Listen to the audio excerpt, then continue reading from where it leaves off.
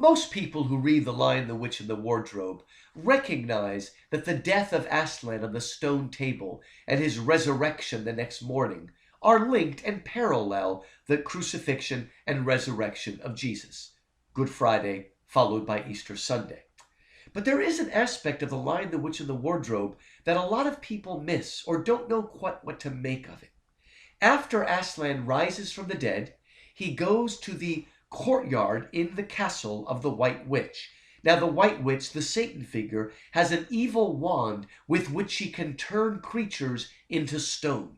And so when Aslan arrives in the castle, it's filled with stone statues of giants and dwarves and satyrs and talking beasts. One by one, Aslan goes up and breathes on the statues. And when he does that, they sort of thaw out and they come to life.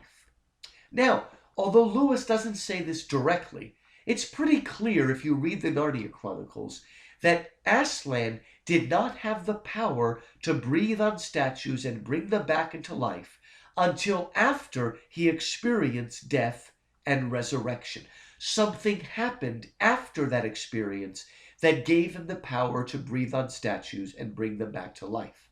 Well, to understand this, we need to look at Mere Christianity, because in that book, Lewis talks about what it means to become a Christian. And he said to become a Christian is not like a nice person becoming a very nice person. It's more like a statue coming to life. Lewis distinguishes between two Greek words for life, bios and zoe. By bios, he means biological life. We all have that life in us. It's nice to have it, but it's animal life, and it will eventually wear down, grow old, and die. But there's another kind of life, zoe life, and that is the eternal life that God has in him. If we are to become Christians, if we are to become saved, God cannot just give us more bios life. Jesus did that when he healed people in Palestine. But everyone he healed in Palestine eventually died. We don't just need more bios life. What we need is for God to kill our bios life and replace it with his eternal, everlasting Zoe life. Well, when Jesus died and rose again, like Aslan, he rose to a new, indestructible life.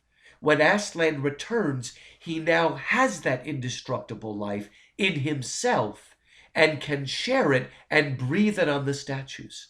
In the same way, the risen Christ has life in himself, and he wants to share it with anyone who will accept it.